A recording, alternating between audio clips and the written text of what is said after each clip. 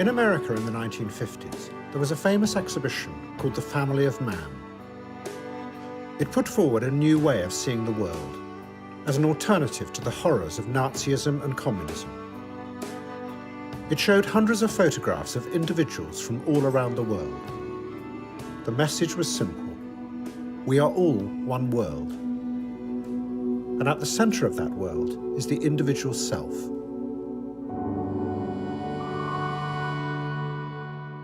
The man who helped design it was a refugee from Germany called Herbert Bayer. He saw it as a new kind of propaganda. Instead of being overwhelmed by dramatic stories created by those in power, the individual would make their own story out of the photographs. Bayer made a diagram to show his idea. At the centre is the giant eye of the individual self, surrounded by massive images. It was a utopian vision of the self, selecting and arranging the fragments of images into their own story, and so becoming strong enough to withstand tyranny. Confident individuals in control of their own world. You know, parents are the same, no matter time, no place. They don't understand that us kids are going to make some mistakes. So to you other kids all across the land, there's no need to argue. Parents just don't understand.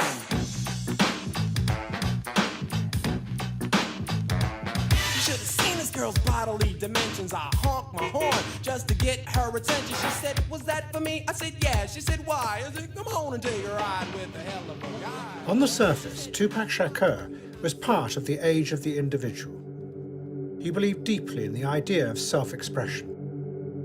But he was also one of the few in the 1980s who still believed in the power of grand stories to move people and to inspire them to change the world.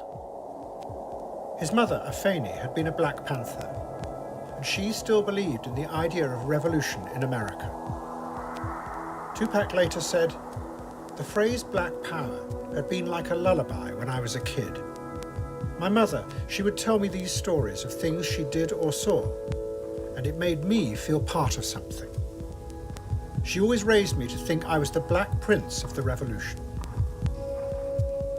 What Afeni taught him was that the world most Americans lived in, both white and black, was an unreal fairyland that concealed the harsh reality of the power that controlled their lives. We're not being taught to deal with the world as it is. We're being taught to deal with this fairyland, which we're not even living in anymore. And it's sad, because I'm telling you, and it should not be me telling you. It should be common knowledge. Aren't they wondering why death rates are going up and suicide is going up and drug abuse? Aren't they wondering? Don't they understand that more people are, more kids are being handed crack than they're being handed diplomas? I mean, it's like, you know those little things they have for the mice where they go through around a circle and there's little blocks for it and everything? Well, society is like that. They'll let you go as far as you want. But as soon as you start asking too many questions and you're ready to change, boom. By the 1980s, it was clear that the promises of the civil rights movement had not been kept in America, and the idealism of black politics fell away. And the communities divided into gangs that then turned on each other. The shooting started about, 76 on Melbourne. In 76. You know, they stopped fighting, they just started shooting. You know, and it was something new to me. You know, we used to fight all the time. The next minute, I'm running from gunshots. So the only thing I said to myself, say, man, we're gonna have to start doing what they doing. You know, same thing they do to us, we do to them. Do or die, stay in the house. You know, fight or stay in the house. So I wasn't gonna stay in the house for nobody. Then crack swept through the black communities in America, and Afeni Shakur finally gave up. She became addicted to crack, and Tupac found himself alone. At the end of the 1980s, he moved to California. It was supposed to be one of the most integrated parts of the country. But one night, Tupac went to a party, and he realized that white racism was re-emerging even there. There was a fight at the party, and I was like, what happened? He said the skinheads came and called the black people niggas and made them said they had to leave, and of course it was fight. I was like, oh my God. So we were sitting there, they went home, we were sitting there talking and everything, and my friends just like, this couldn't happen in the 60s, you know, let's figure out what to do. And he just said, I know, we'll start the Black Panthers again. So we're starting the Black Panthers, but we're doing it more to fit our views, you know, less violent and more silent, you know, more knowledge. Tupac Shakur set out to reawaken the radicalism of the Panthers. And to do it, he was going to use himself as the central character. I hear Brenda's got a baby, but Brenda's barely got a brain. A damn shame, the girl can hardly spell her name. That's not our problem, that's up to Brenda's family. Well, let me show you how it affects our whole community. Now, Brenda really never knew her moms, and her dad was a junkie putting death into his arms. It's sad, cause I bet Brenda doesn't even know. Just cause you're in the ghetto doesn't mean you can't grow. She wrapped the baby up and threw him in the trash. She tried to sell crack, but ended up getting robbed. So she sees sex as a way of leaving hell. So she really can't complain, prostitute found, slain. And Brenda's her name, she's got a baby.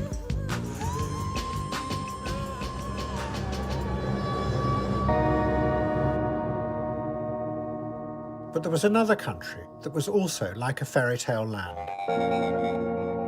Saudi Arabia. Ever since the 1970s, billions of dollars had flooded in from the West. This vast wave of money had created a dreamlike society, run by an elite where no one paid any tax. But there were those in Saudi Arabia who saw another, much more sinister reality underneath this facade. Abu Zubaydah had been born in Saudi Arabia, but he was not a Saudi. His family were Palestinian, and he quickly discovered that if you were not a part of the Saudi elite, you were nothing. He and his family were looked down on and scorned. In the 1980s, Zubaydah grew more and more angry and lonely. He began to write a special diary into which he poured out his feelings. It was special because it was written to be read by just one person in the future, himself in the year 2000.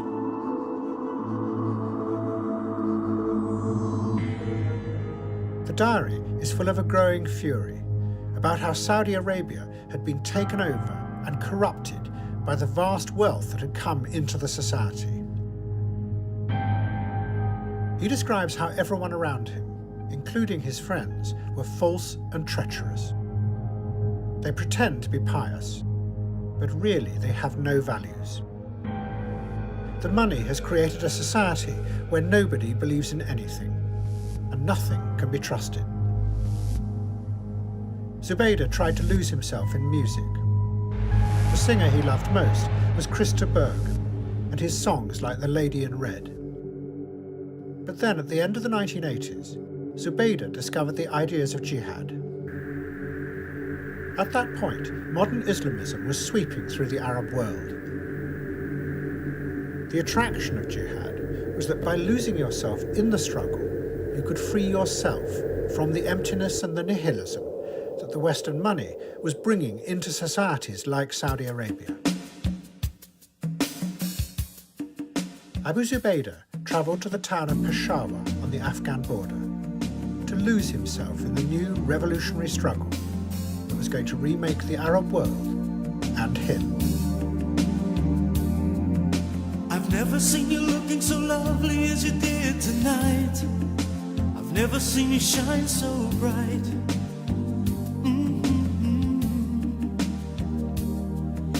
I've never seen so many men ask you if you wanted to dance. They're looking for a little romance, given half a chance. I have never seen that dress you're wearing, or the highlights in your hair that catch your eyes. I have been blind, the lady in red is dancing with me.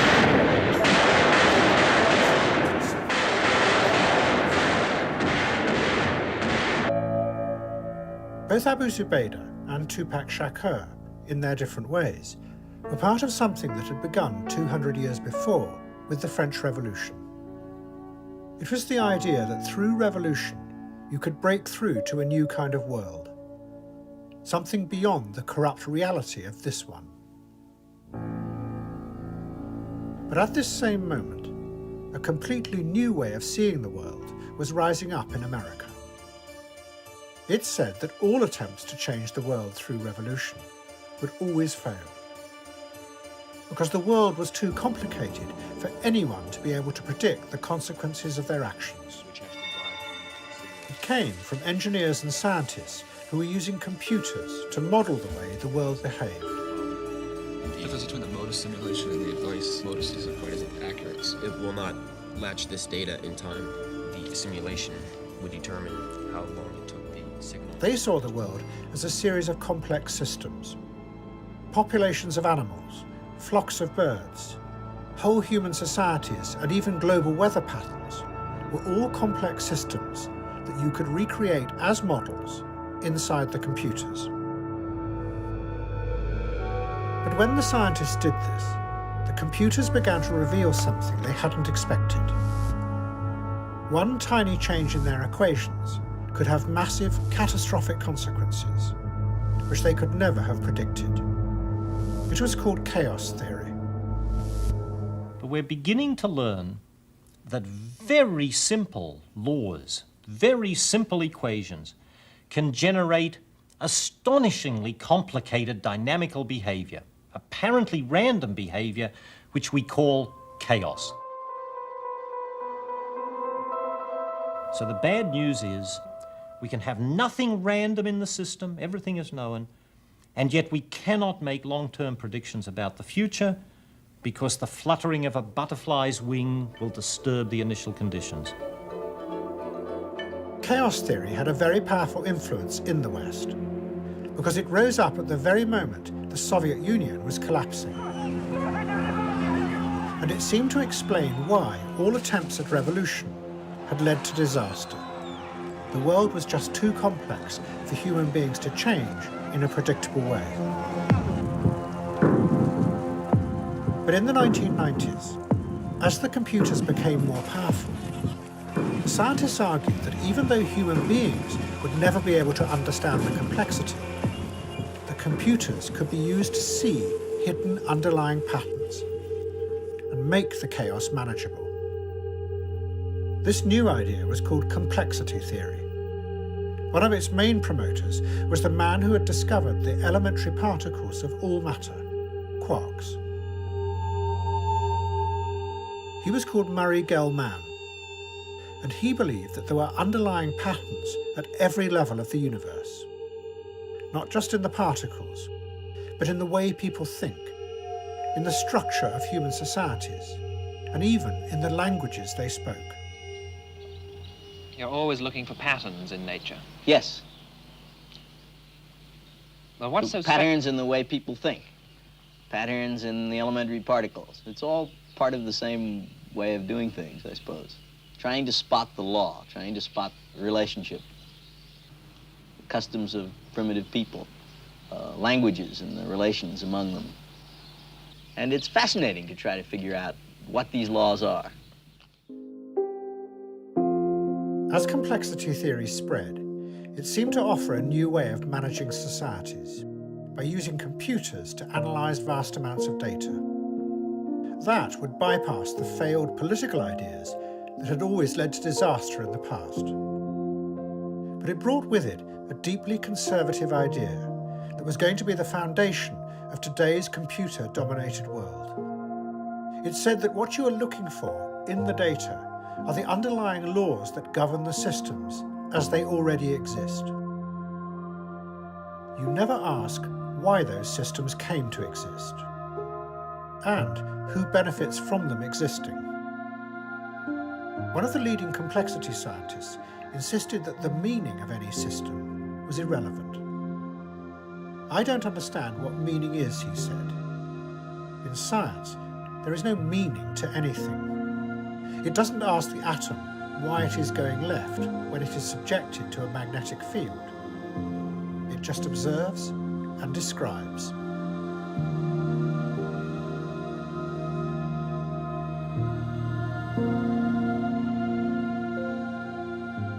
A madman gun. A man that go kill with this is really mad. It will kill. This You better watch out. is a M1 carbine, 32 rounds. I can go tab Lewis Park with this. I can kill about 32 people if I hit them all. Guns. All about shooting, taking them out. Yes. And when they come shoot us, we go back and shoot them.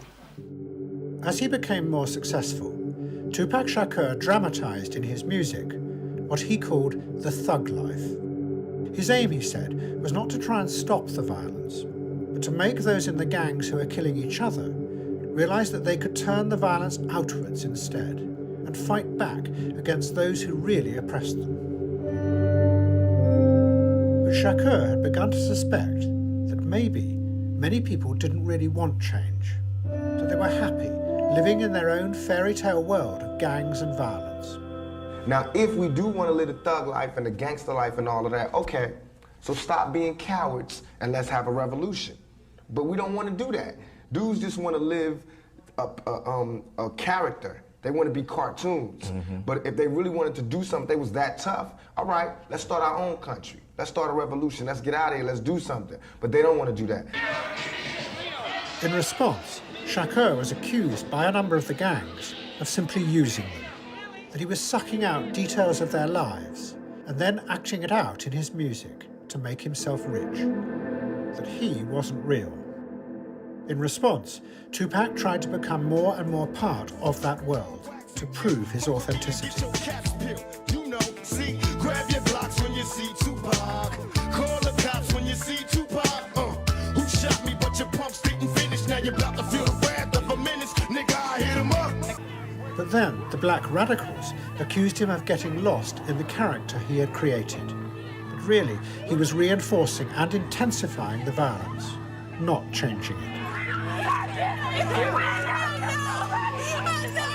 You're not telling me anything. One radical wrote, "Thug ambition is completely predatory, because it is driven by an individualism that deliberately avoids the fellow feeling and the group solidarity needed by revolutionaries." In 1994, Shakur was sent to jail for 5 months for raping a 17-year-old girl.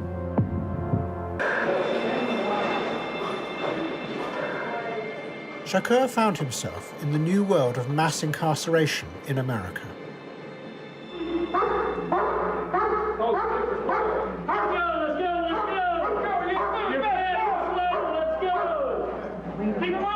Driven by fears of a wave of violent crime, President Clinton had brought in tough new crime laws, even though in reality, crime was falling. Shut the fuck up and move, motherfucker! Hundreds of thousands of young black men were now imprisoned with no hope of parole, even for minor offences. It seemed to show that President Clinton cared more about the fears of the white middle-class voters than he did about the lives of young black men. While the white radicals, who were buying Tupac Shakur's music, did nothing to challenge it. By moving radical politics into the world of culture, Tupac Shakur had also become part of the fairy tale world, because he helped keep the anger and the dissent sealed off from the real world of politics and power. And now, he was all alone. Trust nobody. Trust nobody. After dog. You know what I mean? Straight up. My closest friends did me in. My closest friends, my homies, people who I done took care of their whole family. I done took care of everything for them, looked out for them, put them in the game, everything turned on me. Fear is stronger than love. Remember that. Fear is stronger than love. All the love I gave didn't mean nothing when it came to fear. So it's all good. But I'm a soldier, I always survive. I'll constantly come back. You know what I mean? Only thing that can kill me is death. That's the only thing that'll ever stop me is death. One night at the end of 1991, Abu Zubaydah was part of a group of jihadists, attacking the city of Gardez in Afghanistan. They were trying to overthrow the communist regime left behind by the Russians 3 years before. But then suddenly, a mortar exploded next to Abu Zubaydah, and a piece of shrapnel pierced his skull. It went into his brain, and his whole way of seeing and understanding the world suddenly changed. The next day, he was taken back from the front line, over the mountains to Peshawar. For 2 months, he was unconscious. Then his memories from the past began to come back, but in a mass of fragments. Nothing linked them. They made no sense. So Zubaydah began to use his diary to write down all the flashes of memory, to try and make sense of who he was. In the end, it would run to over 1,000 pages. A vast collage of memories and feelings. Moments of intense loneliness as a child. Of watching Pluto meet an angel in a Disney cartoon. Moments of fear in combat. The smell of perfume. The anger he felt at friends. Moments of sexual desire. And the sensation of autumn coming on. When he had physically recovered, Abu Zubaydah went back to the jihad training camps in Afghanistan. But he found that whatever he did, he could not put his memories back together. They remained just fragments in his brain. He also had a growing sense that the whole organization of jihad was disintegrating into rival factions. All ideas of solidarity and collective action had gone. In the diary, he describes how you couldn't trust anyone any longer.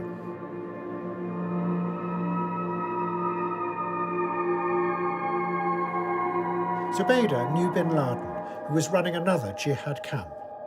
Bin Laden asked him to make an alliance, but Zubaydah refused. He was aware that bin Laden was planning some kind of retaliation against the Americans, but he didn't trust him. Zubaydah spent his time making explosives and watching American movies like Rambo 3. Zubaydah wrote in his diary how up in the mountains everything was falling apart. The revolutionary dream of Islamism was failing. While his sense of who he was, his identity, had disintegrated into random memories. They meant nothing. There was no story that made sense. He wrote how it was as though time had stopped. He was trapped in a perpetual now, haunted by fragments of memory, with no way of moving forward into the future.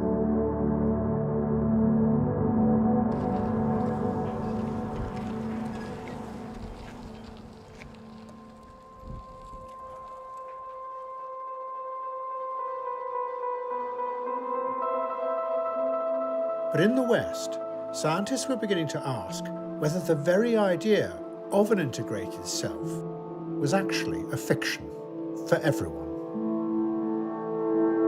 In the 1980s, the new group of behavioral psychologists had argued that what human beings think of as their self was not fully in control of their actions. Now, they had been joined by neuroscientists who said they had discovered something even stranger.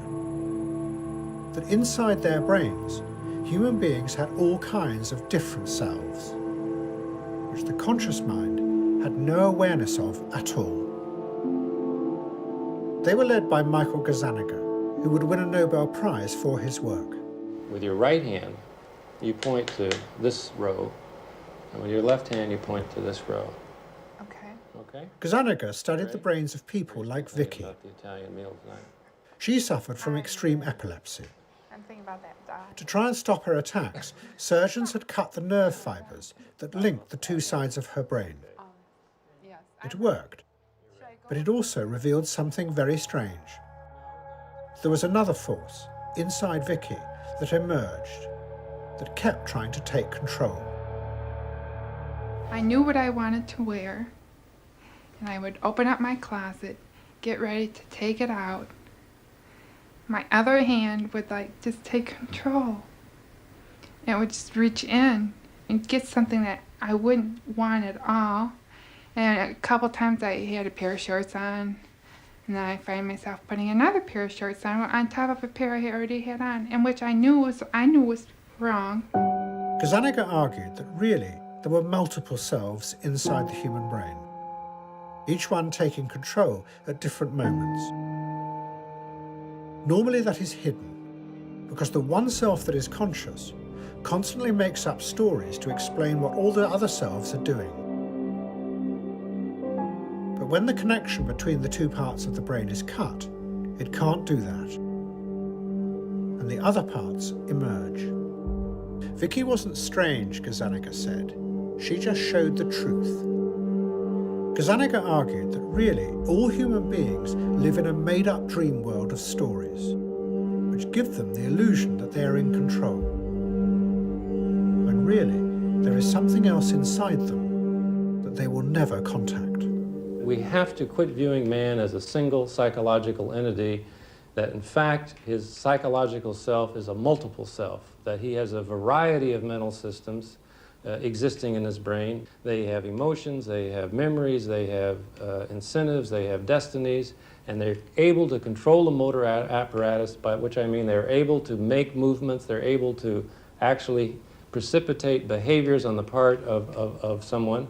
And once those actions are completed, here comes this verbal system in to give an explanation and to propose a theory to itself to explain why these actions were carried out.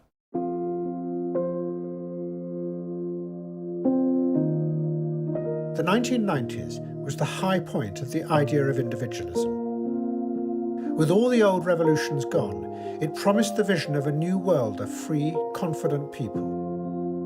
But what was happening was that the sciences that had grown up with that individualism were now turning on it and eating away at it. Complexity theory said that human beings were just components in vast, complex systems. Systems that they would never be able to understand, which meant that what they thought and what they felt was irrelevant to the system. While psychology, and now neuroscience, said that much of what went on inside people's brains was beyond their control, which meant that the conscious bit inside the brain, the part that applies meaning to the world, was actually irrelevant.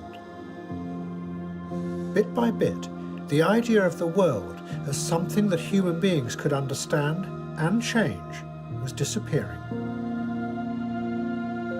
Human consciousness was being sidelined.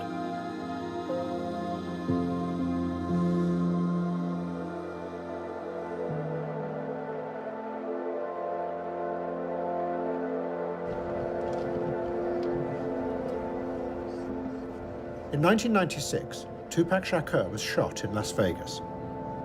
He was taken to hospital in a critical condition. 6 days later, he died. Still today, no one knows who shot him.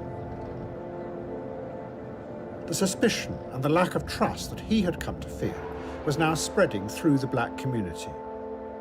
And in that mood, a new conspiracy theory was rising up.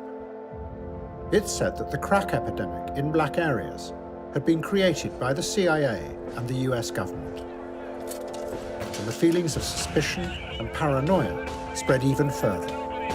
This show is about finding some truth. Was the CIA responsible for, in any way, shape, or form, funneling cocaine into the United States of America back in the early 80s, and then helped to develop and turn it into crack, which was then spread across America, and is the reason why most of our inner cities are in the plight that they are in? So we're right between that house and this house. We're renting this half of a house.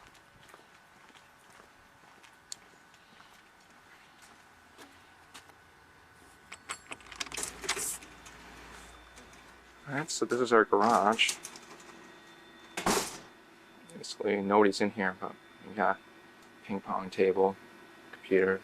But there was still a group of idealists at the heart of Silicon Valley who still believed that individuals could remake the world, and they could help them do it in a new way. It wouldn't confront the old systems of power. It would simply bypass them. There's Larry, CEO of Google. At Google, our mission is to make the world's information accessible and useful, and that means all of the world's information, which now in our index numbers over 1 billion documents. And it's an incredible resource. I mean, in history, you have never had access to just, pretty much all the world's information in seconds. And we have that now. My hope is to provide instant access to any information anybody ever wants in the future. I think I want to make the world a better place. The idealism behind Google was the same vision that had been behind the Family of Man exhibition 40 years before. It said that everyone could use the information to build their own story, free of the old elites who in the past had controlled what they read and what they saw. But it would also link them together. One world at the centre of which would be the individual self assembling the data in any way they wanted.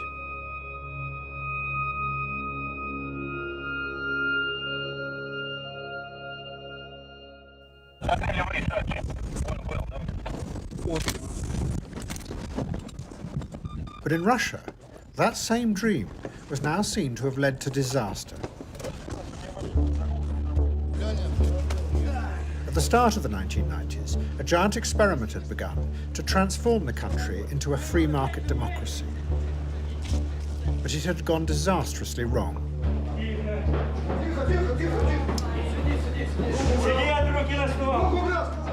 Russia had been taken over by a small group called the oligarchs, who had looted the country of much of its wealth. And the idea that Russia could become a society of free individuals was now seen as a joke. No one believed in communism or democracy any longer. What does it mean? What does democracy mean then for most Russians, not in Moscow, but... Unfortunately, word socialism has lost its meaning and its value in this country 10 years ago. After 10 years, democracy is a kind of a curse. You can curse, you can offend someone by naming him a Democrat. So this is the answer to your question. Thank you very much indeed. Thank you. In 1999, the oligarchs decided to select Russia's next president, to make sure it was someone who would protect them. And they selected Vladimir Putin. He was an anonymous bureaucrat running the security service, and a man who believed in nothing. With their money and the media they controlled backing him, Putin was duly elected. The oligarchs believed that they were now safe, and their power would continue undisturbed. But then something unexpected happened. In August of 2000, the nuclear submarine Kursk set out on the first Navy exercise since the fall of the Soviet Union. As a torpedo was being loaded, it exploded, and the submarine sank to the ocean floor. To begin with, the Russian Navy didn't notice that anything had happened. Then they began to search for the Kursk, but they couldn't find it. The families of the crew came to the base at Murmansk. The officials assured them that they were in contact with the crew. But this was a lie. They knew that all 118 sailors were already dead. The families grew desperate. Сколько это может продолжаться? Они за $50-70 там закрыты сейчас консервные банки у нас. Где? Зачем я его растила? Скажите, у вас есть дети? А? У вас нет, наверное, детей? 150 метров высоты. Это стыдно. Что не пойдет? Что не пойдет? Ничего они не понимают. Они зажравшиеся там все сидят. А у наших ничего нет. Ничего, ни условий для жизни, ни для службы, ничего. To begin with, Putin did nothing. He had no idea how to react. But finally, he was forced to come to Murmansk to confront the angry families in a closed meeting. What Putin then did, to save himself, was turn that anger away from himself and towards the very people who had put him in power. The people who killed your sons, he told the families, were the corrupt elites in Moscow. The oligarchs who have all the money and control all the media. They are the ones who are lying to you. They are the ones who have destroyed the army and the navy. They are the ones who have stolen everything and have everyone in their pocket.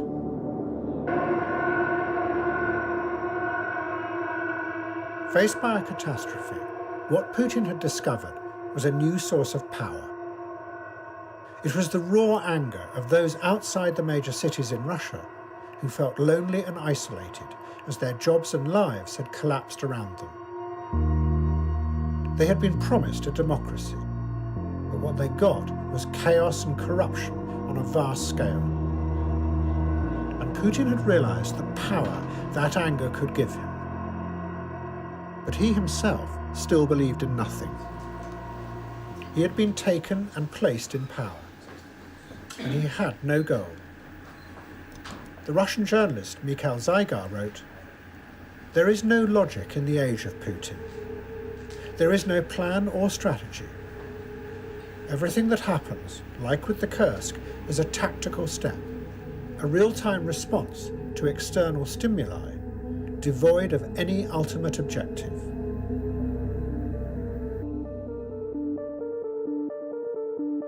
By the start of 2000, Silicon Valley had become the focus of a giant financial boom. Wall Street banks were pouring millions of dollars into small companies that they knew were unlikely to ever make any real profit. Their real aim was to create massive share price rises when they took the companies public on the stock exchange.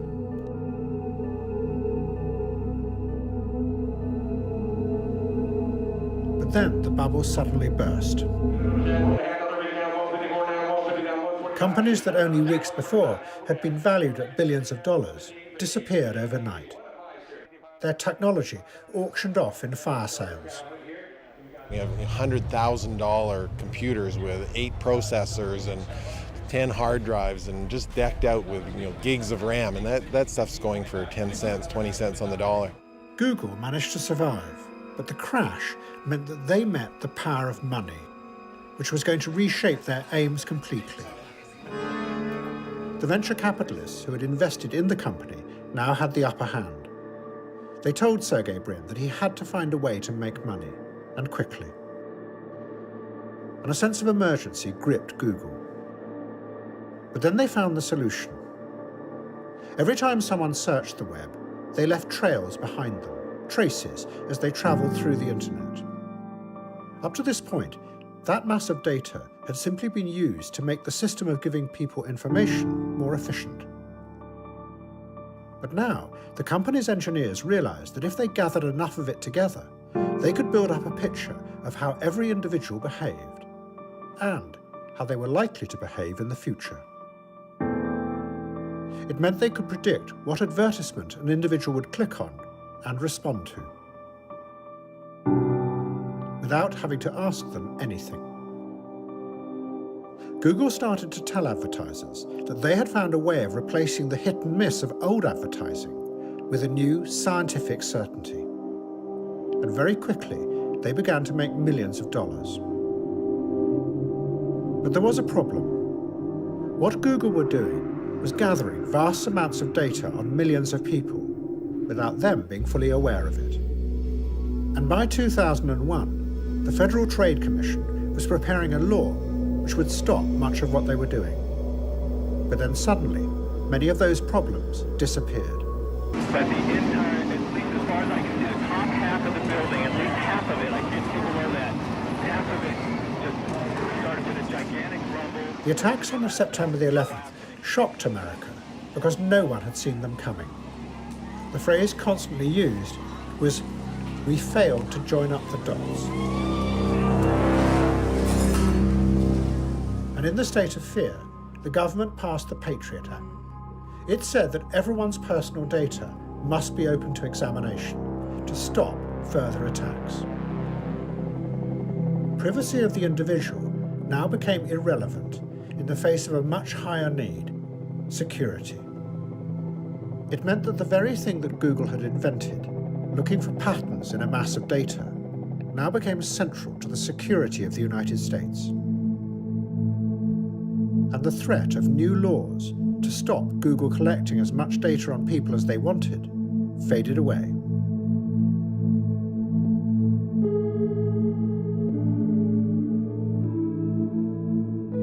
The shock of the attacks of 9/11 began a shift away from the individualism that had been at the center of America since the 1950s. And Google was going to become central to that shift. Because rather than doing what they had originally dreamed of, giving people data so they could make their own stories, what Google were now doing was taking people's data and using it to predict what those individuals would do, without having to ask them anything. What they thought or felt as individuals, and the stories they told themselves, was completely irrelevant. Consciousness was being sidelined even more.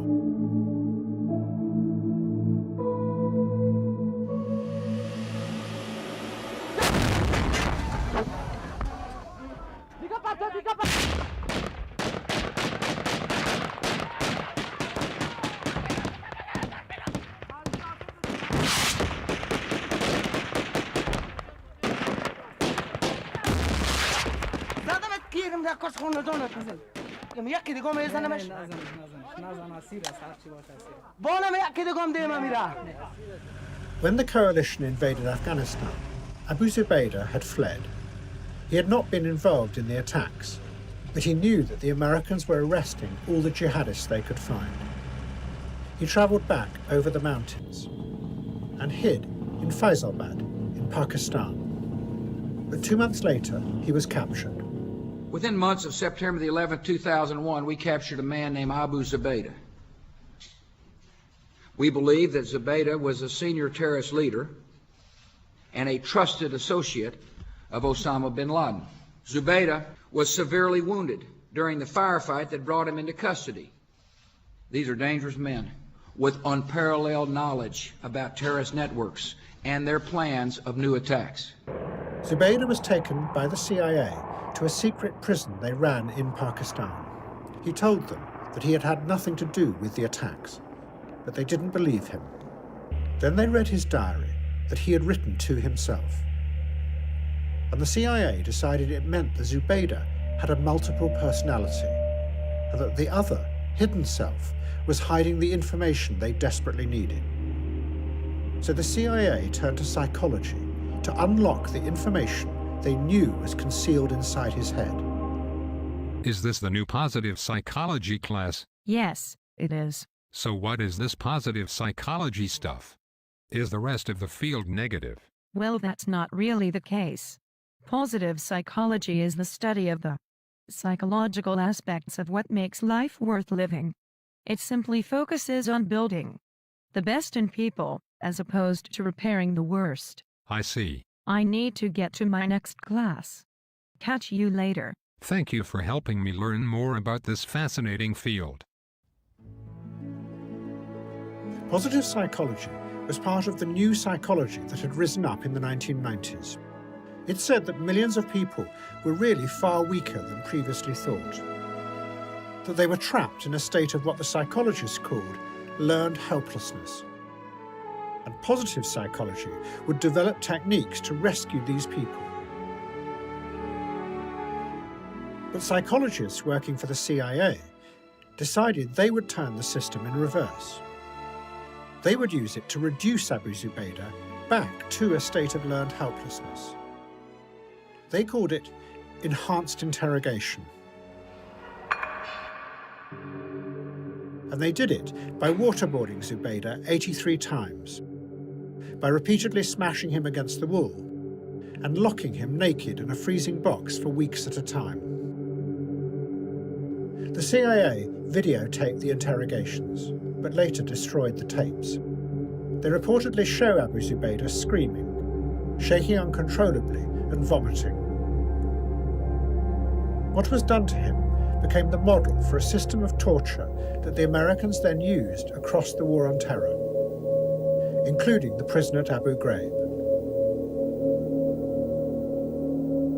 Desperate for the torture to stop, Zubaydah just spewed out all the disconnected memories inside his brain, memories that even he had not been able to piece together. They were fragmented images of what might happen in America, many of them drawn from the films he had watched, including Godzilla. And that same sense of incoherent confusion was now unleashed on America. The CIA believed them, and the fragments inside Abu Zubaydah's brain now spread out across America to create yet another wave of fear.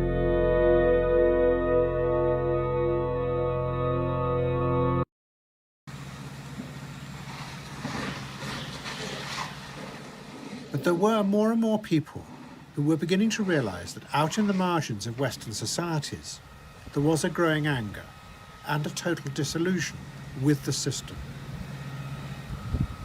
because it offered hundreds of thousands of people nothing and gave their lives no purpose or meaning. I was brought up in a working class way, in a working class background. I was lucky, I was good at school, I was academically minded, I was quick, I could make people laugh, you know what I mean? I could do things, I could chat and still get on with my work. Most people couldn't do that. There were people genuinely who were fantastic with working with their hands, but the other 5 hours of the day, they were just miserable. It's just not set up to cater for working class lads who are that way inclined. There's just no end goal. There's no end point. There's no path. There's just get on with it is the main phrase that you hear constantly. And that messes with your mind after a while. Dominic Cummings worked as a political advisor for the Conservative Party. But he believed that all politicians, left and right, had completely lost touch with the people they were supposed to represent. Cummings came from the Northeast, and he had seen the disillusion and the anger that had been growing there ever since a wave of factory closures in the late 1990s. The Labour government had insisted that there was nothing they could do in the face of what was called globalism. But Cummings wanted to find a way to remake politics so it could challenge these new forms of unaccountable power. And the way to do that, he believed, was by using complexity theory. Cummings was fascinated by the founder of complexity theory, Murray Gell-Mann, because Cummings believed that Gell-Mann's ideas explained why politicians like Tony Blair had failed to stand up against the force of globalization. The systems of power, like international finance, were now so complex that politicians could never predict what effect their policies would have. So they had stopped trying to control them and simply let them rip. But complexity theory, he believed, would allow you to understand and control these new forces. Because if you looked at the world as a series of complex systems, you would find that there were underlying patterns. It's a very simple point, but very important one, I think, about sheer complexity. If you look around at social networks, physical networks, mental networks, they consist of complicated, non-linear, and independent systems. In these networks, properties emerge from the interaction of lots of different agents. You can't tell what's going to happen just by looking at a single agent. So, for example, if you look at ant colonies, you have lots of interacting ants, and from this you have emergent behaviors like farming, slavery, and war that you can never predict from a single ant. The extreme complexity means that prediction is extremely difficult, even over tiny timescales. It means this scale of complexity means you can't have centralized control. There's no master ant, there's no master neuron, there's no master immune cell. Cummings wanted to use data and computers to see the underlying patterns in modern society, and then use that knowledge to take power back from the unelected elites who had seized control. But to do that, he was going to have to find a way to harness the anger and the disenchantment that was growing in the country.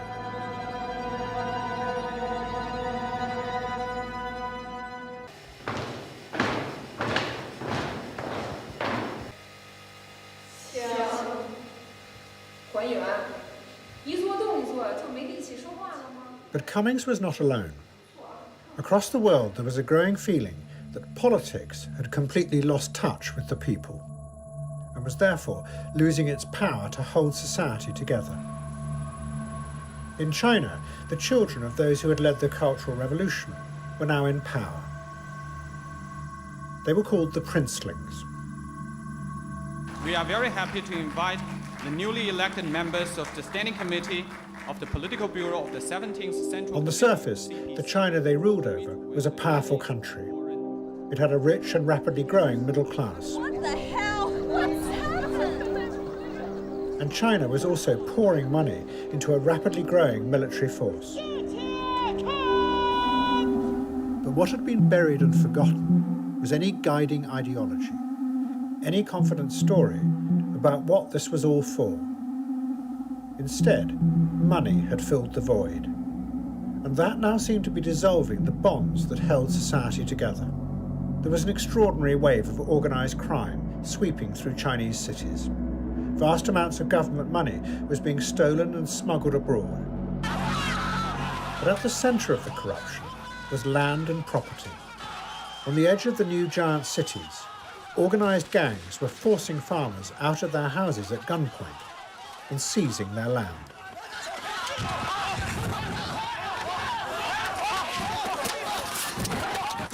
What's happening is quite literally a massive land grab. Those with political power or money and political connections are doing everything they can to take control of land. And the reason is very simple. Today in China, land is extremely valuable. It's in demand for all sorts of things, for housing developments like this one, for factories, for shopping malls. Making money was never easier. What made the corruption so widespread was that under communism, no one was allowed to own land. All the land was owned by the party, which meant that hundreds of thousands of party officials were being bombarded by bribes and threats from organised crime, wanting to get the land. And corruption spread on an extraordinary scale. The government's chief advisor, Wang Huning, called it ultra-corruption. He said it was so extensive that it was hollowing out the whole political system of control. The country, he said, risked fragmenting into the anarchy of the 1920s, when hundreds of separate areas were controlled by rival warlords. But one man decided he was going to make a stand against this. He was called Bo Xilai. He was at the heart of the Chinese elite. Bo's father had been one of the leaders of the revolution with Mao Zedong. But in the Cultural Revolution, Mao had turned on Bo's father, and he was brutally beaten. And Bo's mother was killed mysteriously. Bo himself had been a Red Guard, but was sent to a labour camp for 5 years. But Bo now announced that he was going to bring back the dreams from that time. In 2007, Bo was made the head of the city of Chongqing. Chongqing was one of the biggest cities in the world. It had a population of 32 million people. And Bo decided to use the city as a laboratory for a giant experiment. He started to hold mass rallies in the city, which were broadcast live on television. And red songs from the Mao era were sung by thousands.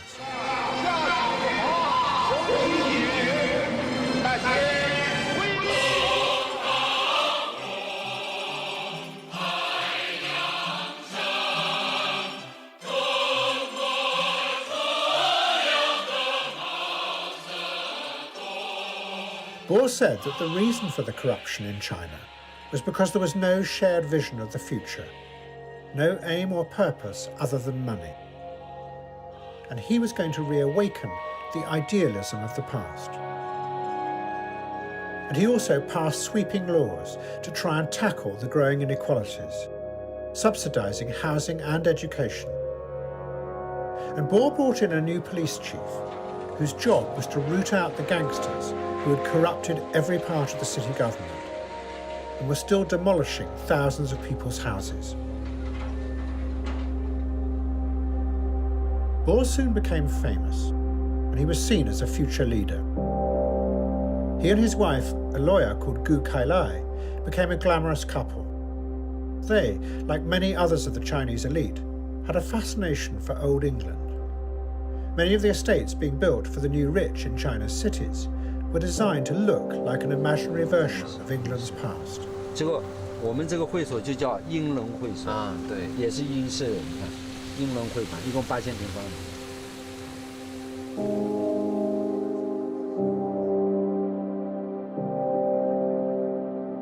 Boh and Gu decided to send their son to an English public school, Harrow.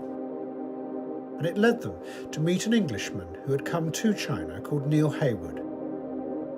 He had also been to Harrow, and he helped their son. And he soon became close to the family. Heywood also lived in the old dreams of England, from a time when it was powerful. He dropped hints that he worked for MI6, and he drove around Beijing in an Aston Martin with the number plate 007. Heywood used his friendship with the family to make a property deal in Chongqing. But then, for some reason, the deal went wrong, and Heywood blamed Gu Kailai.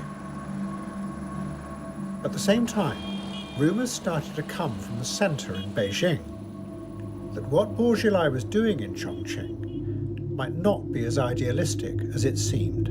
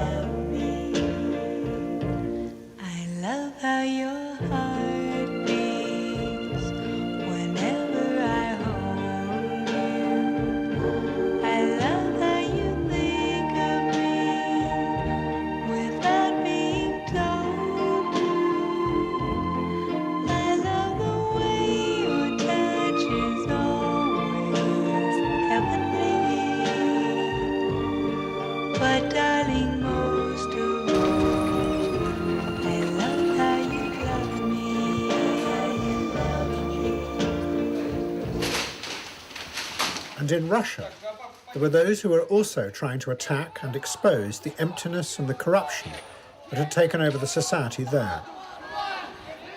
In 2007, members of the small National Bolshevik Party that was led by Edward Limonov burst into the finance ministry in Moscow. They wanted to make people realise the corruption of Russia hadn't gone away. It was now spreading even deeper into the society, and that Putin had to go. They were arrested, and 39 of them were put on trial together in a giant cage. I believe we are a most effective organization of Russia who irritates the government, but very effective that clumsy police state cannot struggle against us. 39 young people behind bars more than 6 months. What they said we want Putin to go out. Putin's other main opponent was the journalist Anna Politkovskaya. What Putin had done, she said, was simply take the vast corruption that had begun with the oligarchs and shift it into the public sector. So the civil servants, the managers, and the intelligence agents around Putin all now benefited. One of them put it simply, why take handouts from billionaires if you can become a billionaire yourself? Politkovskaya said that the society Putin had created was one in his own image. It too believed in nothing. He became president without any program, without any words. If there was independent television, they would tear Putin apart piece by piece. He has nothing to debate. He has no program. He has no personality. He has no interests. The bureaucrats who have made literally millions together with their families. I think they were very happy with Putin. They knew he would create favorable conditions in which corruption could flourish. 3 months after the interview, Anna Politkovskaya was shot outside her apartment in Moscow. But despite the shock and outrage, nothing changed. Since Putin had come to power, the global price of oil had increased massively. Money had poured into Russia. One journalist described what happened. The country, he said, rode through the first decade of the 21st century in a state of semi-oblivion, in a dream world of consumption.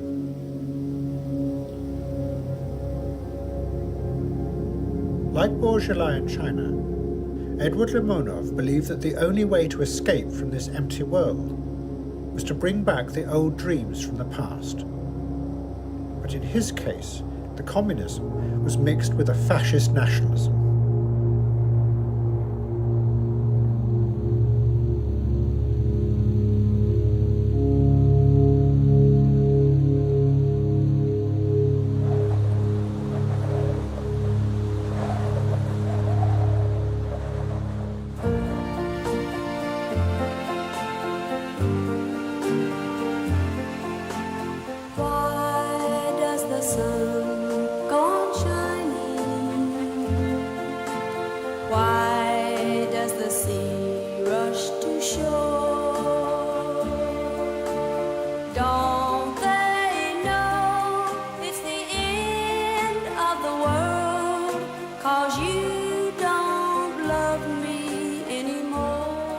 Google was now making billions, and at the heart of it was data.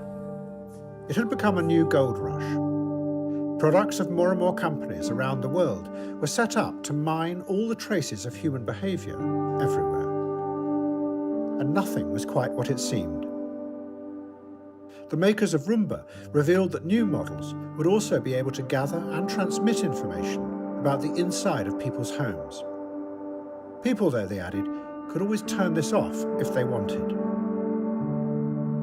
Hi, I'm Tristan, Global Passion Ambassador for WeVibe, Couples Vibrator. And even the vibrator, WeVibe, was discovered transmitting data about people's private behavior back to the servers. Good morning, Kayla. Good morning. I love the morning, don't you?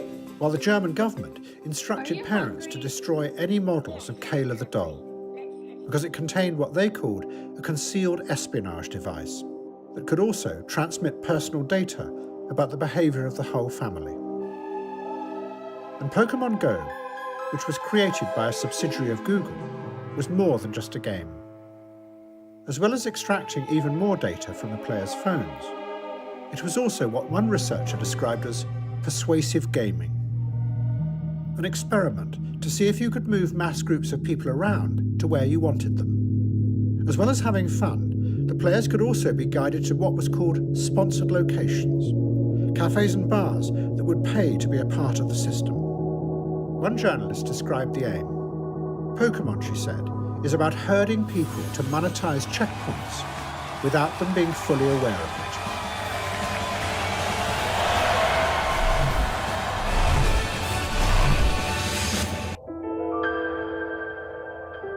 All this was not only creating a world where human behavior could be predicted, it was going to do something else.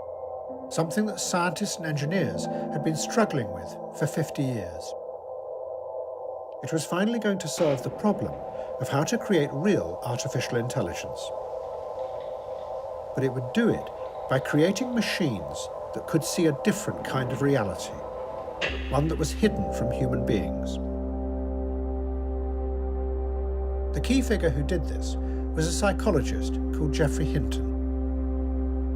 He was the great-great-grandson of George Boole, who had invented Boolean logic that is behind all the algorithms in modern computers. In the 1990s, Hinton realized that the idea that you can create AI by feeding rules of human logic into the machines had completely failed. What Hinton said was that you do the opposite. You get rid of all the rules of logic, and instead feed a mass of data into the computer and let it look for its own connections and patterns. He used what were called neural networks, where the connections inside the computer mimicked the human brain. Back in the 90s, there was a completely different paradigm that wasn't called artificial intelligence, it was called neural networks, that said, we know about an intelligent system, it's the brain. And the way that works is you have lots of little processors with lots of connections between them, and you change the strengths of the connections, and that's how you learn things. And those connection strength changes have to somehow be driven by data. You're not programmed, you somehow absorb information from data. And you can't do it with rules. There's too many rules to write. You just have to learn it from data. Now, that data was available online, and Hinton began to feed millions of words and images into the machines and instructed them to look for patterns. To learn a language, the neural network would look for which particular words appeared next to each other in the billions of sentences they were scanning, and which were far apart. The machine is not interested in the meaning of the sentence, only the patterns. It was a completely different way of making sense of reality. Human beings told themselves stories about what was happening around them minute by minute. Hinton's neural networks were a kind of intelligence that completely ignored all stories. Instead, they crossed back and forth across time and space as they searched through data on the internet, looking for links and patterns that human beings would never be able to see or understand.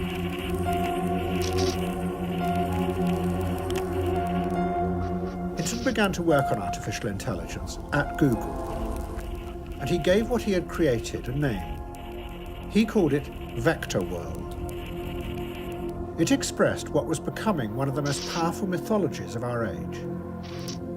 The idea that had begun with complexity theory in the early 1990s. It said that the world is too complicated for us as human beings to understand. But nothing is too complicated for the machines and the data, for they can see the hidden reality under the surface.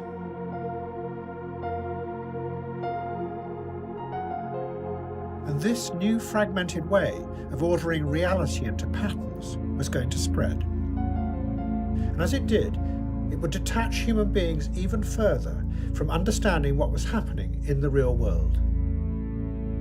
In the banks, computers were being used to package the vast amounts of mortgages that were being lent in the property boom to everyone and anyone. The computers cut up the dangerous high-risk loans and recombined them with other, safer loans.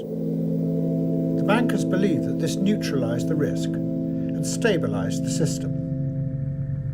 But as they did this, the connection of the debts to human reality was broken. Instead, they simply became patterns of millions of fragments of meaningless data moving harmlessly around the system in the server farms. What had happened was that the bankers, the risk analysts, the rating agencies, the accountants, and the politicians had all given themselves up to this new way of thinking. A way of thinking that said that the data and the algorithms understood the complexity of the world better than you did, which meant that none of them saw the absurdity of what was really happening. A vast wave of money was being lent to millions of poor people who could never afford to pay it back.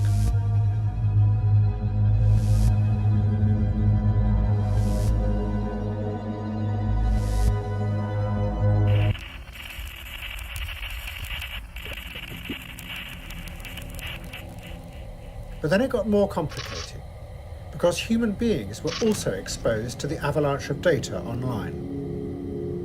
And they started to behave in very much the same way as Geoffrey Hinton's artificial intelligence machines.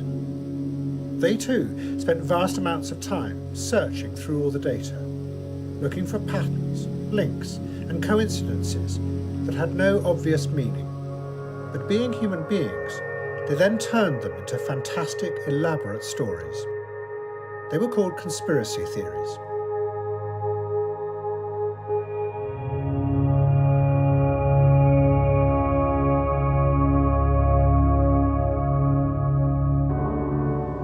Years before, Kerry Thornley and his friend Greg Hill had started what they called Operation Mindfuck. They had spread the conspiracy theory that the Illuminati were really the secret rulers of the world. They had done it to parody and ridicule all conspiracy theories, because they thought that they undermined the confidence of individuals and made them easier to control. But now, in the mass of data online, those stories about the Illuminati got mixed up with other conspiracies, both true and false. And out of it came extraordinary, dreamlike stories, built out of fragments of truth and fiction. Millions of people became convinced that all the major stars, from Britney Spears to Beyoncé, were being manipulated and controlled by the Illuminati. The theory said that the Illuminati had worked with the CIA and their MKUltra project, and with Walt Disney, to create a new system of mind control. The stars' videos contained hidden messages, above all images of triangles, put there by the Illuminati. Telltale clues to what is really happening.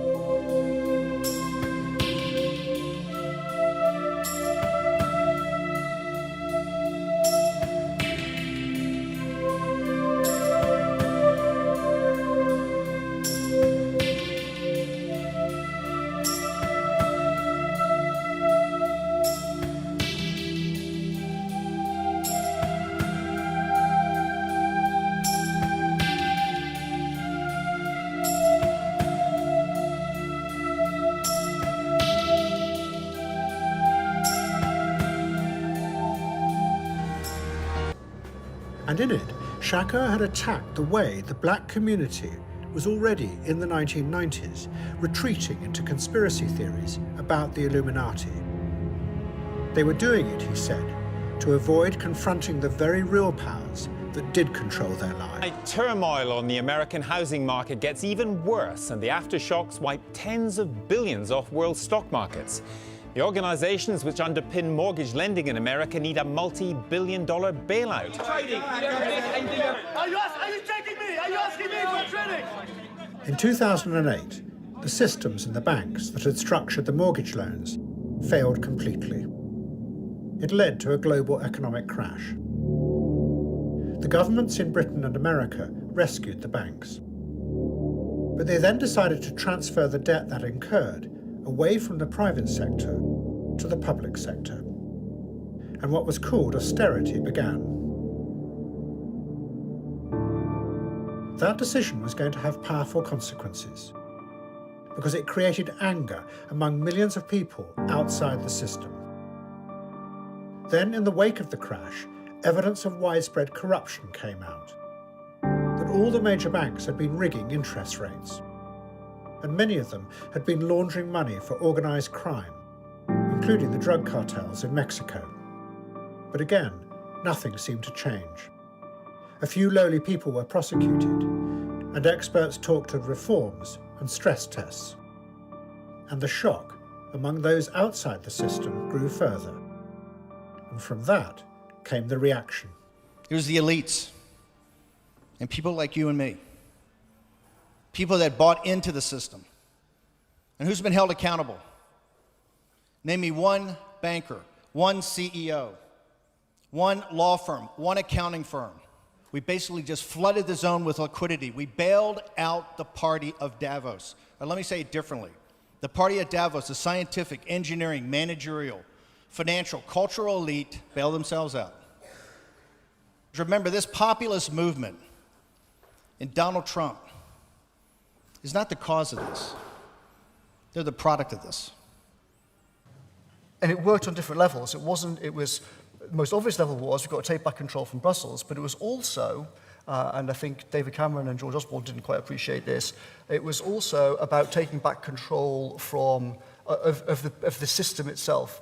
It was, for a lot of people, take back control made them think, yeah, these are the guys who screwed up the economy, who drove it off a cliff in 2008, whose mates are all the Goldman Sachs bankers and the hedge funders on massive bonuses. Us mugs on PAYE are the ones paying the bills for this. We'll show those guys. We'll take back control from you lot in London. For Dominic Cummings, Brexit was not an end in itself. For him, it was a way of getting rid of the failed elites and the old political systems that ran Britain. In their place, he was going to use modern network technologies and data to transform an old decaying society. But what Cummings hadn't reckoned with was how the campaign that he had begun would awaken ghosts from Britain's past. Ladies and gentlemen, please welcome to the stage leader of the Brexit Party, Nigel Farage. And how they would reach out to possess Brexit and modern Britain.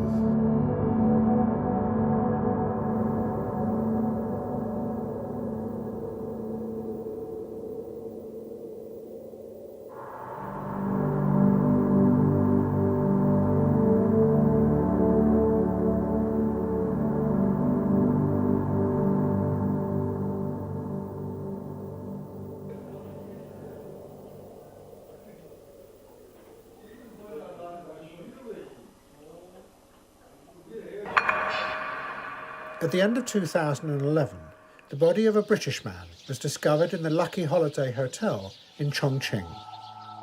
It was Neil Haywood, who had been friends with Bourgelai and his wife. There were rumours that he had been murdered. Did a British man die here? Don't know. Don't take interviews. But do you know if it's factually true that that happened? Did that actually happen? Yeah, we got. Okay.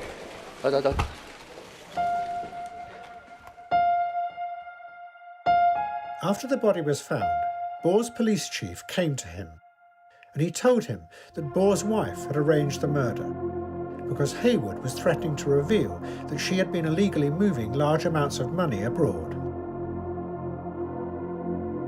The police chief then fled to the American consulate in nearby Chengdu, because he feared that Bour was going to kill him. And he told the press that Bour and his wife were really ruthless gangsters who had brought corruption to the very top of the Communist Party. What then came out shocked China. It was alleged that while Bour had portrayed himself as an idealistic hero and paraded gangsters and corrupt officials in front of the cameras, he and his police chief had really been using extreme violence and torture, taking millions from organised criminals and bribes from property developers, and then keeping the money for themselves.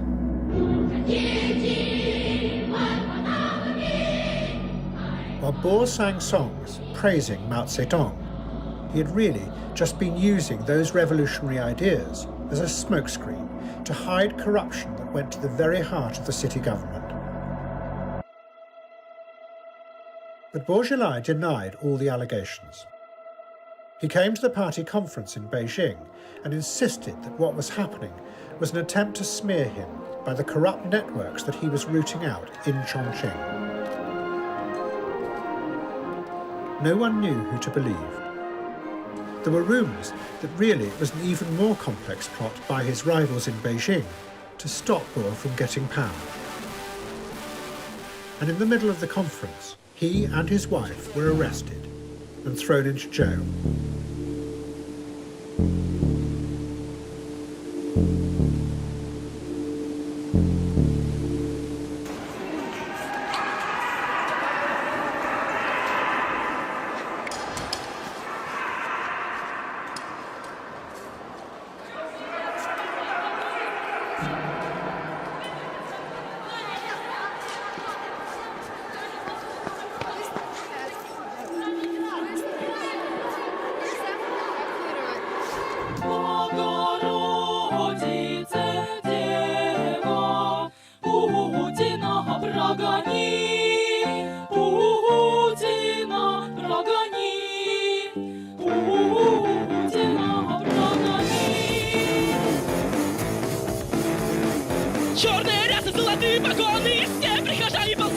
Поклоны, призрак свободы на небесах! И правда отправить Сибирь каталог! Глава КГБ, главный седой, ведет протестующих сезон под конвой! Кто на святейшего не оскорбит! Женщина может рожать и любить!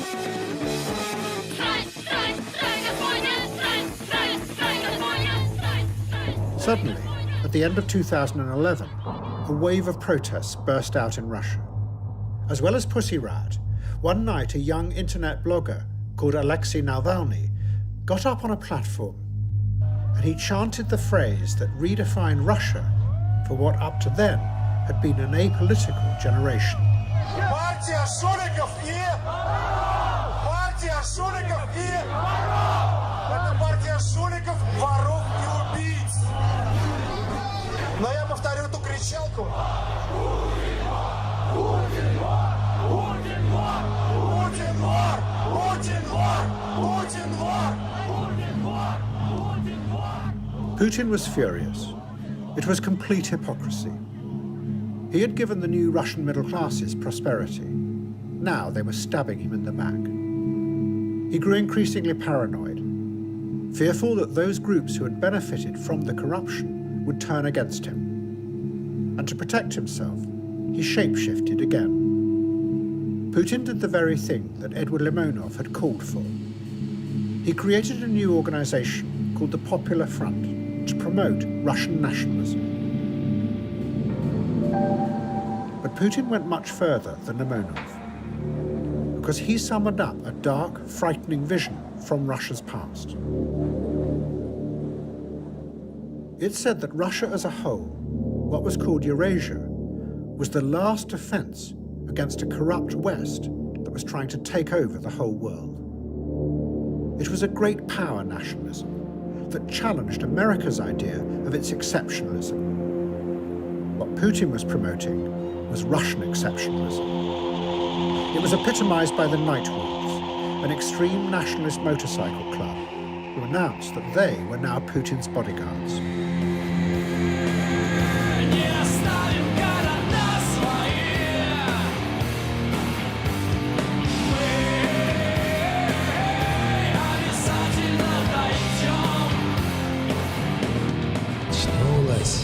Евразийская держава, отлитая в сеченье золотом, и русский меч из ножен отчей славы мы вынимаем в трепете святом. И ржаве той истоки нашей силы, и нам пора врагов предостеречь, напомнить им историю России, явив перед врагами русский меч. The Nightwolves put on mass shows that dramatized the paranoid conspiracy theory that America, led by Barack Obama and the bankers, and the Illuminati, were planning to undermine Vladimir Putin and destroy Russia.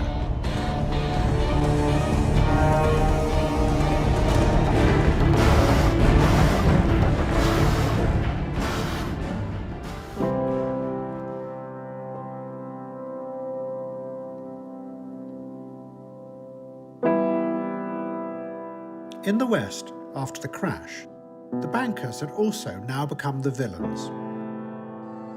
They were at the center of conspiracy theories that said that they were running a global system of corruption.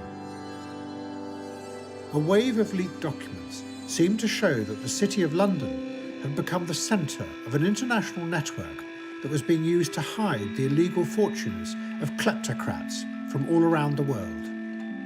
Hundreds of billions, it was alleged, was being taken through London and then hidden in a network of secretive offshore territories that anti-corruption investigators called the Second Empire. But the problem was, no one could actually find out how much of this was really true. Because of something else the City of London had always prided itself on from the time of the Empire: its discretion.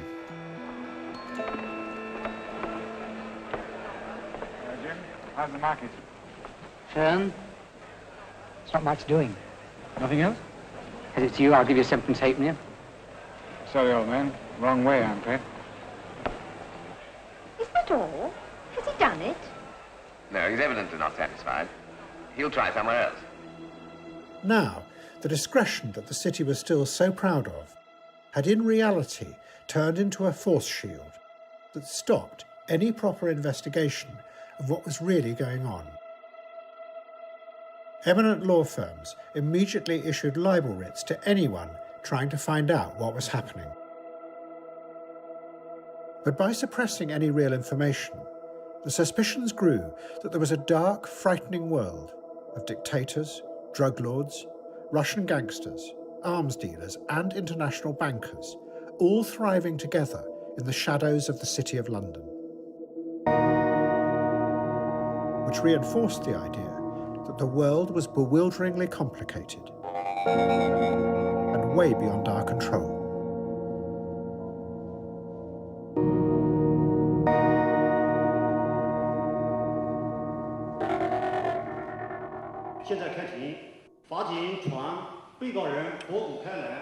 In China, Gu Kailai was put on trial for poisoning Neil Heywood. She had confessed, the court said, and she was given a suspended death sentence. Then her husband, Bo Xilai, was put on trial in the city of Jinan. He denied all the charges of corruption. But outside the court, something unexpected began to happen.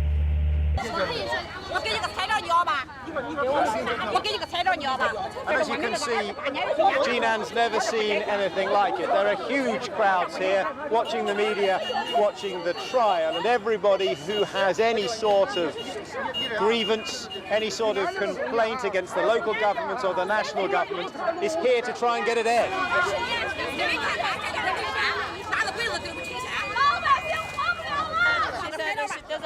She doesn't trust the trial environment here. To make their case, they've been thrusting pieces of paper into my hand.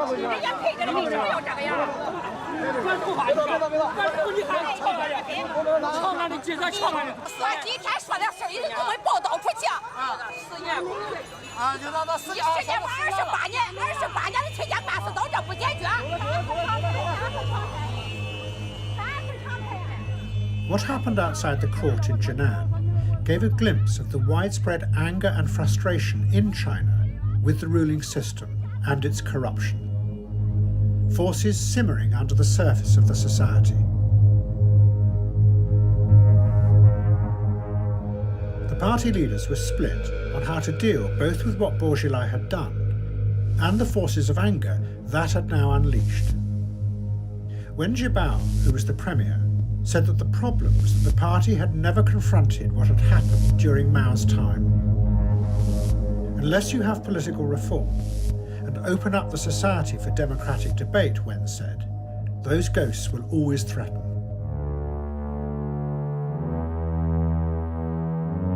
But others disagreed. Above all, the man who had just been appointed the next party secretary, Xi Jinping. His family, like Bo's, had been at the very centre of the frightening forces that Mao Zedong had unleashed. One journalist wrote, "They want to keep that great black box that conceals the struggles and the brutality upon which China has built its staggering economic transformation firmly closed." And to keep it closed, Xi Jinping decided to turn China into a giant system in which everyone's behaviour could be predicted, managed, and controlled.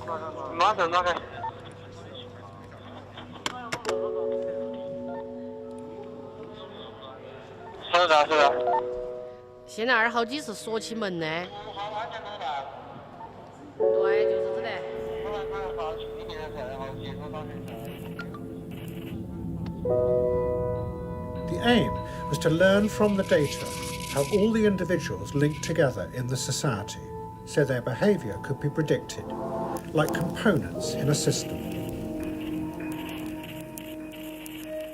我们可以追溯到说，出现每一张脸都可以对应说他的身份证，以及他所经过，比如说在过去1周，我们回溯他的行经路程，我们也做了像人和车的匹配。那同时在人上匹配，还包括亲属关系匹配，然后是你经常接触人员之间匹配。就是当摄像机布到或者我们传感器布到一定密度的时候，其实我们会经常知道你跟谁经常在一起。 But there was a further aim. to adjust the behaviour of people so they would fit better into the system. It was called algorithmic governance. And if the data from all the different sources showed a person behaving well, buying the right food for their children, not cheating at computer games, and not jaywalking, then they would be given what were called social credits. This would then give them rewards, from discounts on bills to getting better visibility on dating sites, even avoiding the queue to pay to see a doctor.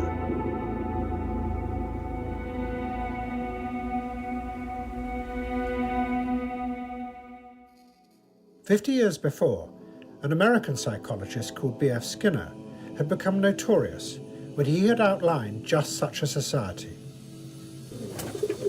Skinner had shown how he could easily alter the behaviour of animals, like pigeons, by using a simple system of rewards. He called it operant conditioning.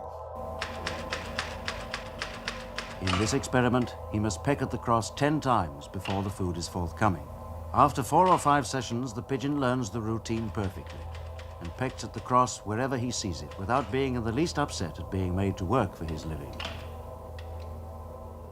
Now that produces in a rat or a pigeon or a monkey and in a man a very high rate of activity. And if you build up, you can get enormous amounts of behavior out of these organisms for very little pay. You don't need to give them very much to induce a lot of that. Now, a world in which a great many productive things occur on this schedule will be a wonderful world. Skinner wrote a novel called Walden 2 that described a future utopia where all human behaviour would be controlled through this kind of operant conditioning. It was a utopia, he said, because it would free society from all the dangerous and irrational impulses inside individuals' minds. All of that could be sealed off by managing people's behaviour with rewards and treats.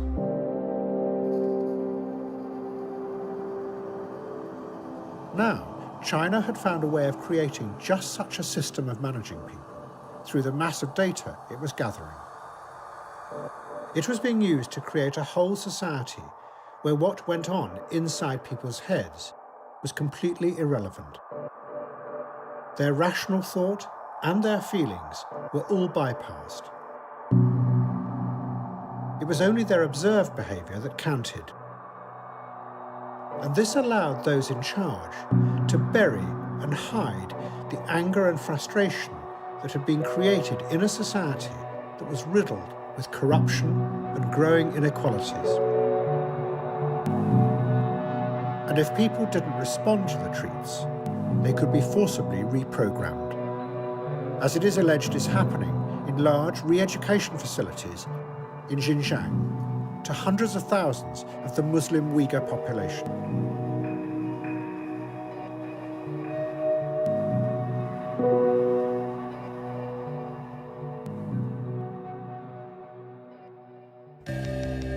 In the West, the corruption and the inequalities also continued to grow. The politicians seemed unable to do anything about it. But the technology systems were mutating, morphing into ever more extreme forms. And out of that was going to come a completely new kind of management and control in the modern world. Unlike in China, it wouldn't try and bury people's emotions and feelings. It would work by doing the very opposite, pushing and exaggerating those emotions to a pitch of continual hysteria and suspicion that would create a frozen world, paralysed by the distrust of everyone and everything.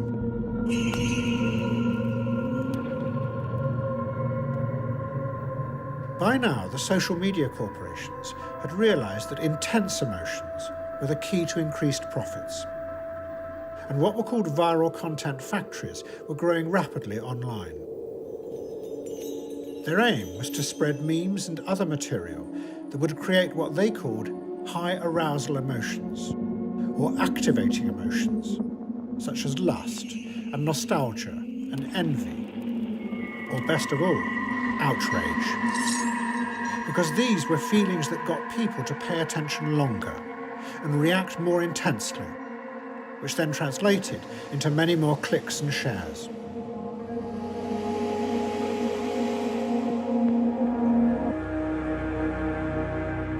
Then in 2014, a group of psychologists working with Facebook announced that they had found a way to put hidden messages into people's news feeds that would then create specific moods and feelings without the individuals being aware of it.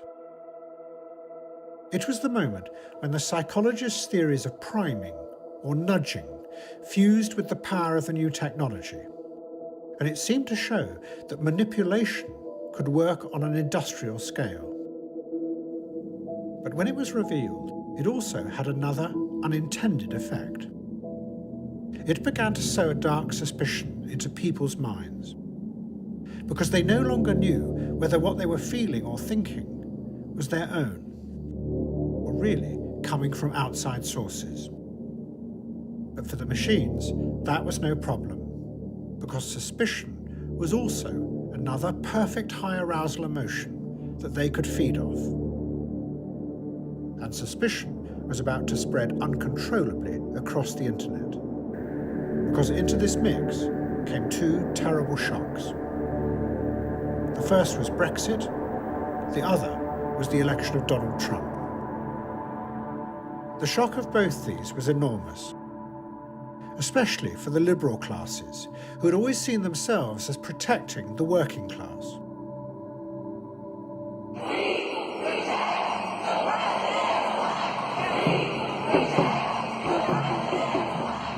They protested, but the shock was so intense that many people found it difficult to process what had happened.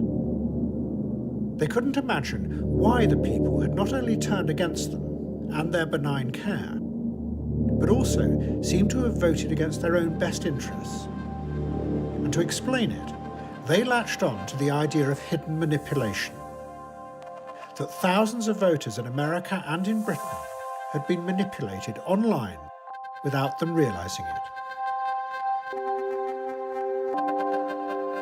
But then things became more complicated, because evidence had started to come out from the world of science that questioned the whole idea that people could be manipulated in such a way.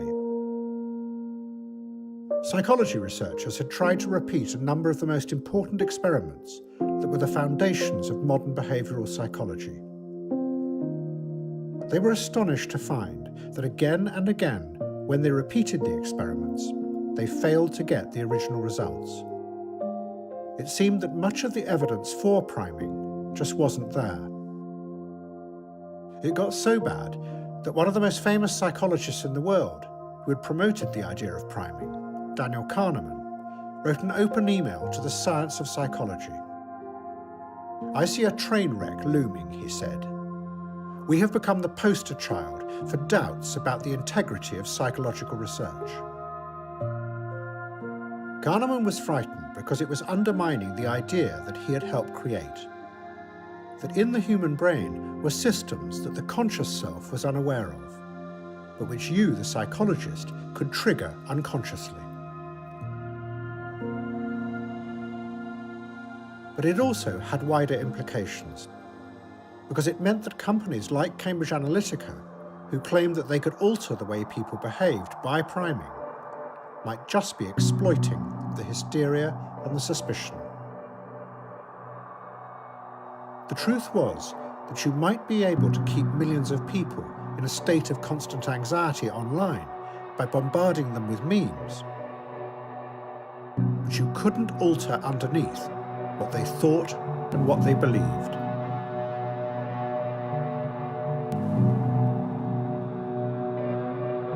People might be far stronger than the scientists believed.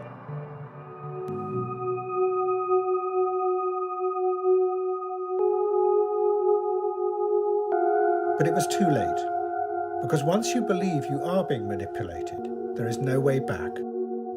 Even being told you are not being manipulated might be manipulation.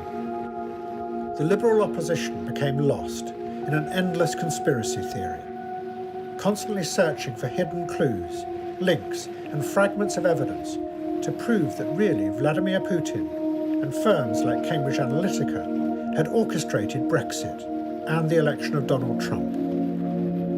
It was a mood of hysteria that ran out of control. whether the President of the United States was a Russian agent. Let me say that again. Whether the US President might have been working for the Russians. The walls closing in. As it appears the walls are closing in terms of the Mueller investigation. The walls are closing in. The walls are closing in. I do feel that he feels the walls closing in on him. Legal walls are closing in on Donald Trump tonight. From a Democratic perspective, this is the president who feels like the walls are closing in. As he feels the walls are closing in. I think he's feeling the Russia investigation. I think he's feeling the walls closing in on him. But what had really been manufactured by the hysteria and the suspicion was a constant source of those high arousal emotions that the machines needed. They didn't care about the meaning of what people thought or felt about Donald Trump. They just fed off the waves of paranoia, making the technology companies ever more profitable and powerful. But many of those old institutions who had been sidelined also found that by promoting the suspicions, they could regain their power. Trump is about to call me. Can't trust what they tell us. Major newspapers in America and in Britain that might have gone bankrupt without Donald Trump were rescued by the continual waves of conspiracy theories they revealed. While the intelligence agencies, who only a few years before had been hated because they had invented the weapons of mass destruction, now became heroic truth-tellers, revealing ever more hidden conspiracies.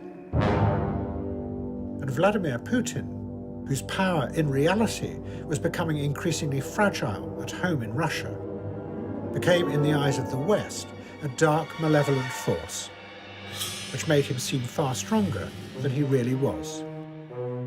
Так, друзья, обрадуем жителей данного подъезда, повесим Владимира Владимировича прямо в лифт. Так, ровненько, ровненько, ровненько. Опа. Отлично, кажется. Твою мать!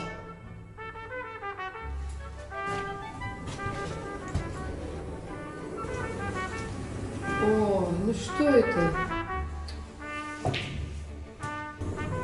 Ё-моё! Вот the f***. Ой, ёб твою мать. Слушай,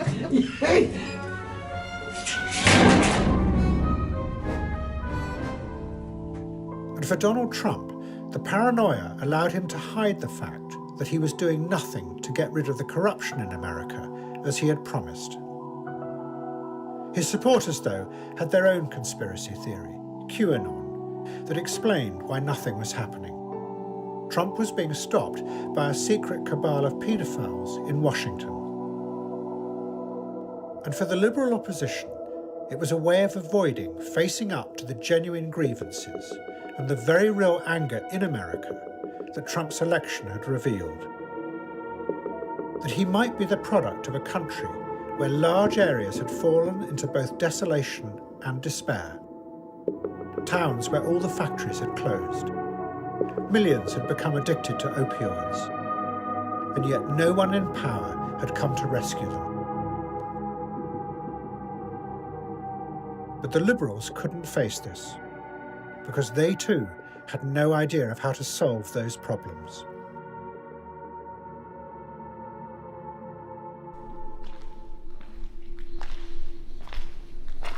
And outside, in the real world, nothing actually changed. The structure of power, the inequalities, and the decay all carried on unchecked.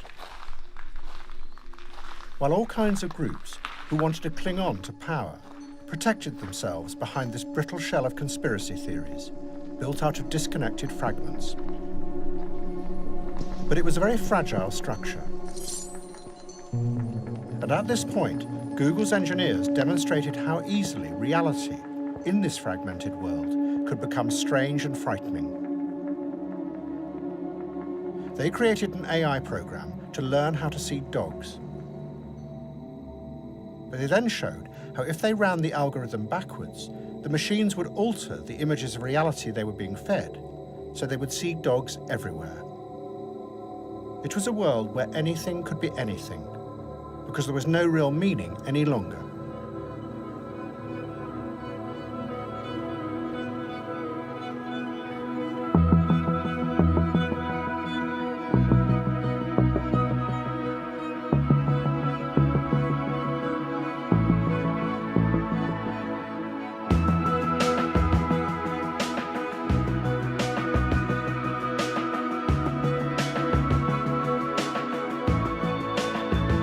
Some say love is a burning thing, that it makes the fire ring. Oh, but I know love as a fading thing, just as fickle as a feather in a stream. See, honey, I saw love, you see, it came to me. It put its face up to my face so I could see. Yeah, then I saw love disfigure me into something I am not recognizing.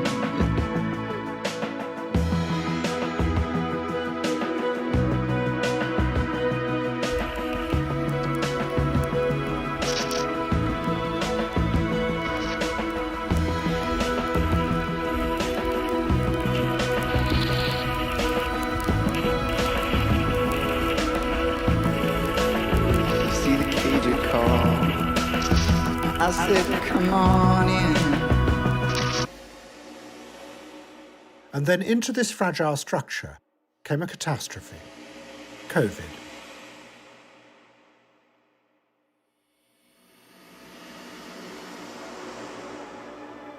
Unlike the other catastrophes of the past 20 years, like 9/11 and the economic crash of 2008, the virus was a force that came from completely outside the systems of power. But it has come at a moment when many of the old certainties of this age are already cracking. I'm gonna shoot you in your head, you understand me? Don't you move, I'm gonna shoot you in your head, you hear me?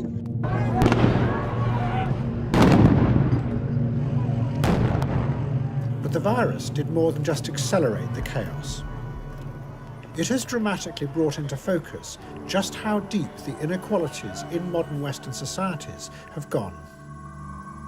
The millions of low-paid workers who have to keep working to prevent the societies from collapsing are at much higher risk, and those living in deprived areas are suffering much higher rates of illness and of death. Those who benefit from a system of power, it seems, are much safer than those who do not, and are also getting much richer as the markets keep rising in the pandemic. In the past, the shock of catastrophes has often led to a radical reorganization of societies. And it may be that even in the grim uncertainty of these days, that same impulse to imagine other kinds of future will emerge. One possible future is that individualism will disappear, and with it, the very idea of individual freedom. As has already begun in China, data will be gathered and used on a massive scale to predict and manage all human behavior, in the way that the psychologist B.F. Skinner predicted.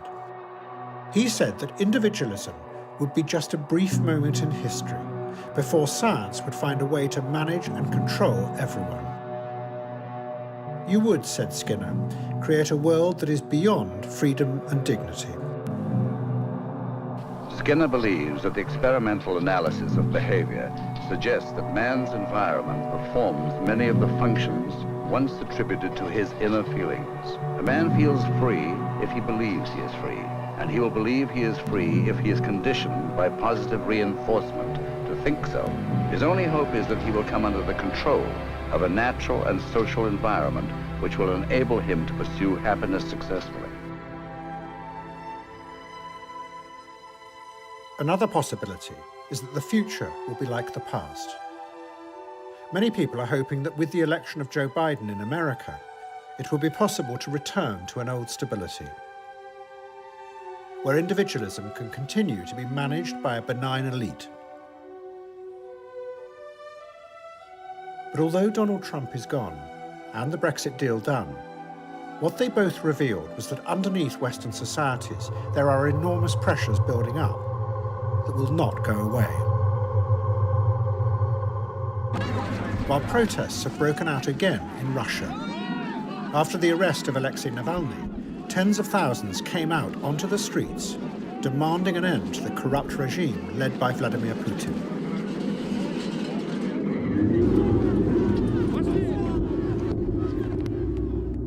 The reality is that all these societies, not just America and Britain, but China and Russia too, are exhausted, empty of any new ideas.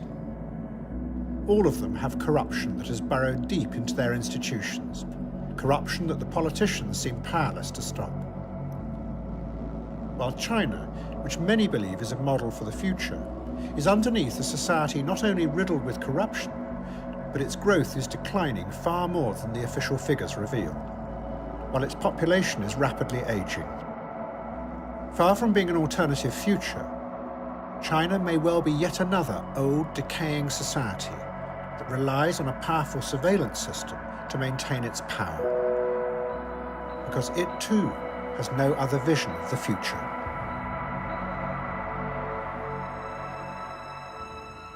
The third possibility is to try to imagine genuinely new kinds of futures, ones that have never existed before.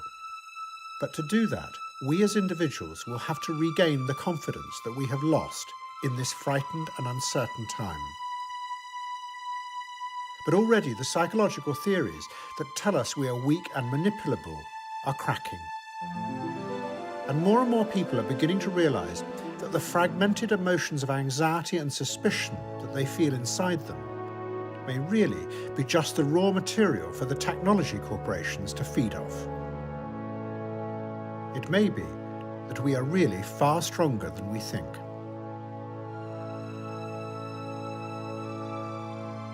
The one thing that is certain is that the world of the future will be different, and that the people in that future will feel and think differently too. If we can regain our confidence, we will find that we have the power to influence how that future turns out. And as a first step, we have to start imagining what kind of future it is we want to build. The anthropologist and activist David Graeber, who died last year, described the forgotten idea that is waiting to be rediscovered, and how thrilling it could be. The ultimate hidden truth of the world, he wrote, is that it is something we make, and could just as easily make differently.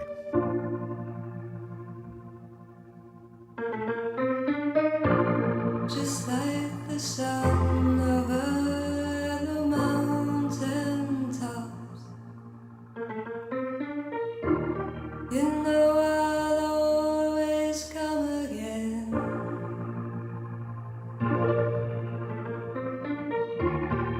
What you've seen is what I've been. There is nothing I could hide from you. You see me better than I can. Out on the roads that lie